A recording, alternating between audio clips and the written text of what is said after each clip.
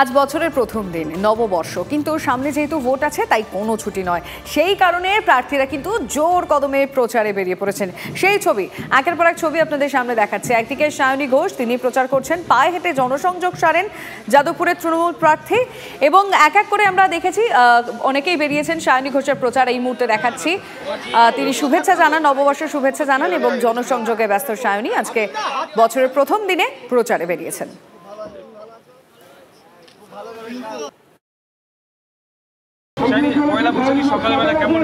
খুব ভালো লাগছে। এটাই তো সব থেকে আনন্দের বিষয় যে আজকে পয়লা বৈশাখের মতো দিনে সবাইকে একসঙ্গে নিয়ে চলা খুব ভালো। স্পেশাল এটাই স্পেশাল, যাদবপুর ছোটবেলা থেকে যেখানে বড় হওয়া, আজকে সেখানে প্রচারে আসা, এর থেকে স্পেশাল বলে আর কিছু হতে পারে না। যেটু গুড মর্নিং, শুভ নববর্ষ। উত্তম দা, শুভ নববর্ষ, ভালো থাকবে।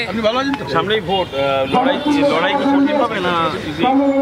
মমতা ব্যানার্জির মাথার ওপর মানুষের আশীর্বাদ রয়েছে। Only competition of Trinamool is Trinamool. নমস্কার। শুধু সায়নী ঘোষই নয়, তার পাশাপাশি আমরা দেখতে পাচ্ছি যে অরূপ চক্রবর্তী, তিনিও প্রচারে নেমেছেন। তার পাশাপাশি বাঁকুড়ার মহামায়া মন্দিরে পদ্ম দিয়ে পুজো দিলেন বিজেপি প্রার্থী সুভাষ সরকার। পুজো দিয়ে নববর্ষের দিনে জোর কদমে প্রচার শুরু বাঁকুড়ার বিজেপি প্রার্থী।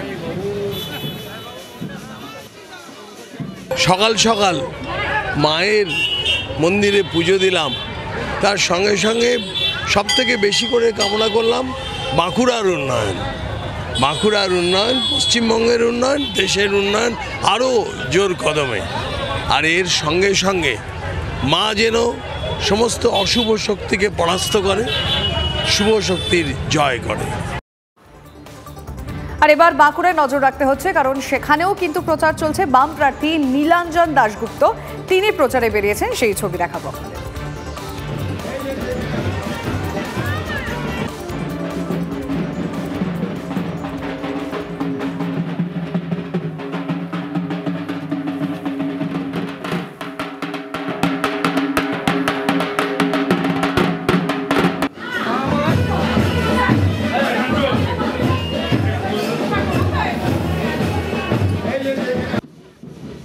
সকালবেলায় একেবারে মহামায়া মন্দিরে ঢুকলেন, পুজো করলেন, কি চাইলেন?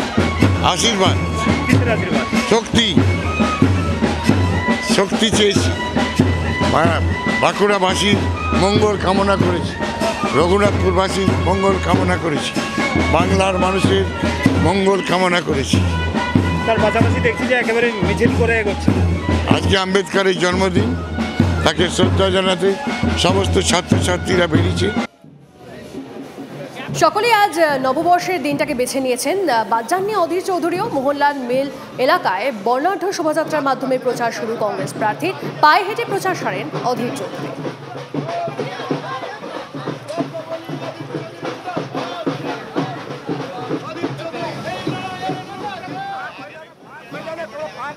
আর নববর্ষের সকালে প্রচারে শুভেন্দু অধিকারীও। কাঁথিতে ভাই সৌমেন্দুর হয়ে প্রচারে বিরোধী দলনেতা। দলের কর্মী সমর্থকদের নিয়ে মিছিলও করতে দেখা গেল তাকে।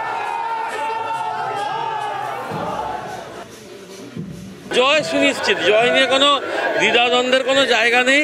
তৃণমূল কত ভোটে হারবে সেটা আগামী 4 তারিখ আপনারা প্রমাণ পাবেন। তবে তার আগেই মনে হচ্ছে এই তৃণমূল প্রাইভেট লিমিটেড কোম্পানি প্রচারের জায়গা থেকে সরে যাবে। আর আমরা সেই ছবি দেখাচ্ছি, বিভিন্ন জায়গায়, বিভিন্ন জেলায় প্রচারে বেরিয়ে পড়েছেন প্রার্থীরা। বালুরঘাটের ছবিও আমরা দেখাচ্ছি আপনাদেরকে। সেখানে বালুরঘাটে বুড়া কালী মন্দিরে পুজোও দিলেন সুকান্ত মজুমদার, সঙ্গে ছিলেন অন্যান্য নেতারাও, এবং তার পাশাপাশি বাকি নেতাকর্মীরা, বিভিন্ন দলের নেতাকর্মীরা প্রত্যেকে বেরিয়ে পড়েছেন। আজকে বছরের প্রথম দিন, তাই জনসংযোগে কোনো রকম কিন্তু ভাগ রাখতে নারাজ প্রত্যেকেই। সুকান্ত মজুমদার, তিনিও আজকে বেরিয়ে পড়েছেন, যেমনটা বললাম, মন্দিরে পুজো দিয়ে তারপরে বাকি দলের নেতাকর্মীদের সঙ্গে তিনিও আজকে বালুরঘাটে প্রচার শুরু করেন। প্রচারে উপহার বলতে, উপহার তো অলরেডি নরেন্দ্র মোদী দিয়ে দিয়েছে। 15 তারিখ এখান থেকে দিল্লির ট্রেন চালু হচ্ছে, আপনারা সবাই জানেন। তো উপহার এটা নরেন্দ্র মোদী এবং মাননীয় রেলমন্ত্রীর তরফে। আমি দুজনকে প্রণাম এবং নমস্কার জানাই। এই দক্ষিণ দিনাজপুরবাসীর বহুদিনের স্বপ্ন। আমি প্রথমে বলেছিলাম যে আপনারা আমাকে দিল্লি পাঠালেন, এবার আমার দায়িত্ব আপনাদেরকে দিল্লি নিয়ে যাওয়া। তো এবার দিল্লির ট্রেন চালু হচ্ছে। এখানকার মানুষ বেশিরভাগই পরিযায়ী শ্রমিক, জানি আমরা, অথবা চিকিৎসা, এই কাজেই মানুষ দিল্লি যায়। তো এবার দিল্লি যাওয়ার সুযোগ হবে। গঙ্গাবক্ষে ভোট প্রচার লোকেট চট্টোপাধ্যায়ের। গঙ্গা ভাঙন নিয়ে তৃণমূলকে এক হাত নিলেন হুগলির বিজেপি প্রার্থী। চন্দননগরের রানীঘাট থেকে ত্রিবেণী পর্যন্ত নৌকো করে প্রচার সারেন হুগলির বিজেপি প্রার্থী। গঙ্গাঘাট এ ঢাকও বাজাতে দেখা যায় লোকেট চট্টোপাধ্যায়কে।